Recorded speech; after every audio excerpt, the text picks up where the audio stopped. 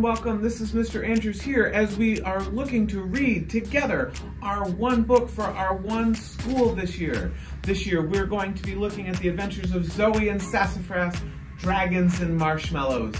Each night I will be posting a video as we read through our book and going on these fun adventures together. Chapter 3. Pip. Mom was still frozen in place. She whispered, "I never thought. I was so sure I was the only one." She finally snapped out of it and sat down at her desk. Sorry for acting so strange. Come sit. I'll try to explain." Mom shook her head once more and smiled at me. I sat down slowly. I was super confused. A glowing frog that only my mom could see? My stomach flipped and flopped. I picked up Sassafras and gave him a squeeze. He settled into my lap and purred, which calmed me down a little. I seriously hoped that all of this would start making sense soon. "Remember how this used to be Grandma and Grandpa's house?"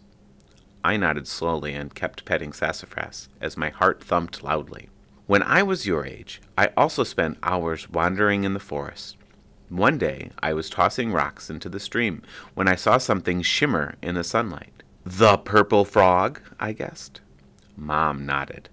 His bright purple skin was covered head to toe with neon orange spots.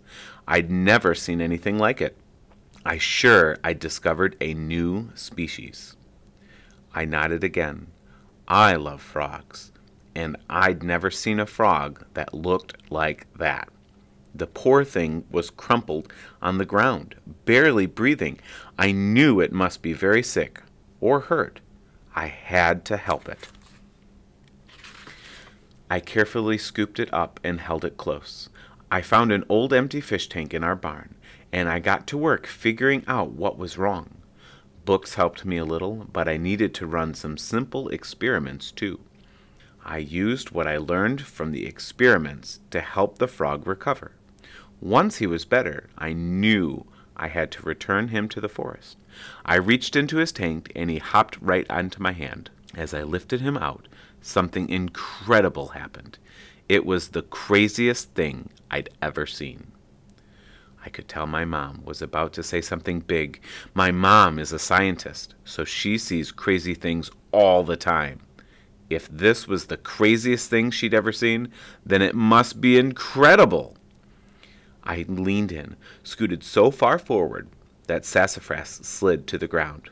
With a whap, I quickly scooped him back up. "What happened? What did you see?" The frog looked me in the eye, smiled, and said, "Thank you." I clapped my hand over my mouth. What was going on? My mom was playing a joke on me. She seemed pretty serious. But a talking frog? Really? It just couldn't be true. I was so shocked, my mom continued. I almost tossed the poor frog into the air. "Wow!" he said. "Steady there, little girl.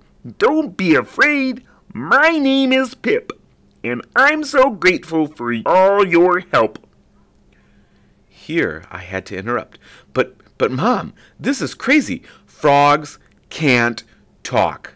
My mom patted my knee. That's what I thought at first too. But the frog kept on talking. I wasn't dreaming. I wasn't imagining things. There really was a frog named Pip talking to me. My hands shook so much that I set Pip on the table for his own safety. He told me he'd been out past dark looking for something he'd dropped during the day. An owl attacked him. He was terrified and hurt, but managed to escape. He didn't remember anything after that until he woke up in our barn. Once I've recovered from the shock of it all, Pip told me that there are lots of magical animals in our forest. Humans can't usually see them. He asked if I'd help others like him who were hurt or sick. I agreed, of course. Pip spread the word about me in the barn after he left, and I've been helping the magical animals of our forest ever since. A big smile spread across my face. This was incredible.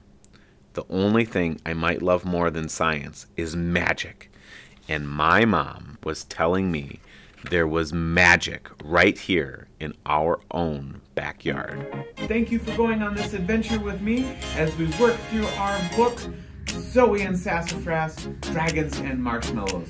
We'll see you next time.